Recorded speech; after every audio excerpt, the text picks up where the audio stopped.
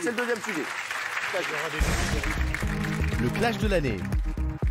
Yann Moix contre les policiers. Le chroniqueur de Thierry Ardisson est certainement ce qu'on peut appeler un professionnel de la polémique. Cette année, il a souvent été au cœur de l'actualité, mais cet échange avec des policiers sur le plateau des Terriens du samedi sur C8 restera sans conteste l'une de ses sorties les plus controversées. La peur au ventre, vous n'avez pas les couilles d'aller dans les endroits dangereux. S'il n'est pas revenu sur le fond de ses propos, il s'est tout de même excusé par la suite de les avoir formulés de façon grossière.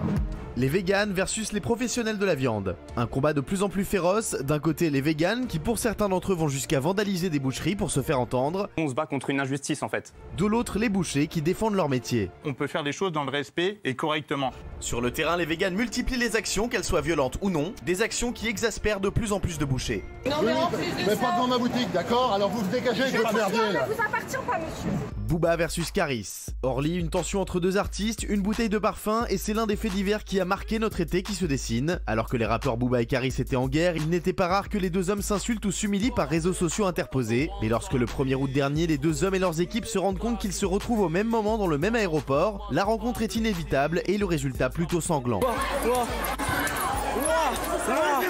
Les deux hommes écoperont d'une condamnation à 18 mois de prison avec sursis et d'une amende de 18 000 €. Pour enterrer la hache de guerre, Booba s'est proposé d'organiser un combat de boxe qui pourrait finalement ne pas avoir lieu si on en croit un message posté sur les réseaux sociaux cet après-midi. Alexis Corbière versus Éric Nolot. Le député de la France Insoumise Alexis Corbière était invité de Balance ton poste pour répondre aux questions des chroniqueurs de l'émission suite à la perquisition spectaculaire de Jean-Luc Mélenchon. Face à lui, Éric Nolot, et comme souvent lors d'une rencontre entre les deux hommes, le ton est très vite monté. Au bout d'une minute que je parle, allez-y. Il y a Nolot, mais parce que ça fait des années que le sketch existe. Bon, non, mais vous nous aimez pas. Chaque fois, c'est les mêmes arguments. C'est un débat, c'est pas un sketch. Chaque fois, votre truc. Le sketch, c'est Mélenchon. Vous me dites que je parle Moi, trop. En général, au bout de trois mots ou trois phrases, il y a Cuba, puis après, il y a Venezuela. Bon. Je vais pas reparler, c'est tout. C'est vous qui en reparlez. Ah non, c'est le clash.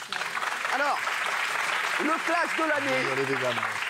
Vous avez voté chez vous toute la semaine pour le clash de l'année. Et le clash de l'année, ce qui a gagné. Alors, Booba Caris arrive en deuxième position. Je pensais que ce serait Booba Caris. Et c'est Vegan contre professionnel de la viande qui a gagné avec 41%. On vous fait un résumé. Et juste après, on aura des intervenants sur les plateaux. On aura Anaïs, une militante végane. Et on aura Yann Arthus Bertrand qui sera avec nous, notamment l'un des plus grands photoreporters français qui est très engagé en faveur du lundi vert, qui sera avec nous. On aura Laurent Rigaud, un boucher qui est remonté, je vous le dis parce qu'il a beaucoup de mal en ce moment avec tout ce qui se passe.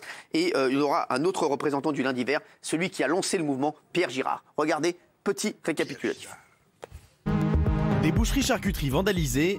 J'avais 2 vitres complètement explosées, donc du verre partout, des gros cailloux à l'intérieur. Des images de plus en plus courantes ces derniers mois en France. Ce matin, le propriétaire du magasin ne peut que constater l'ampleur des dégâts. Il y a déjà eu une fromagerie dans le Nord qui avait été attaquée. Sur les vitrines, toujours la même inscription. Un tag antispéciste. Alors première question, qu'est-ce que le spécisme? Eh bien le spécisme, c'est une forme de discrimination arbitraire basée sur l'espèce. Un être humain qui décide qu'il est supérieur à un cochon ou à une vache, uniquement parce qu'il est un être humain, c'est du spécisme. Et deuxième question, que veulent ces militants antispécistes? Le journaliste et grand défenseur de la cause végane, Aymeric Caron, nous éclaire. Par exemple, la suppression des cages pour les poules pondeuses, a été abandonnée également l'installation de caméras de surveillance dans les abattoirs. Car il faut dire que les vidéos d'abattoirs qui circulent sur internet font froid dans le dos. Des images insoutenables, filmées en caméra cachée dans un abattoir.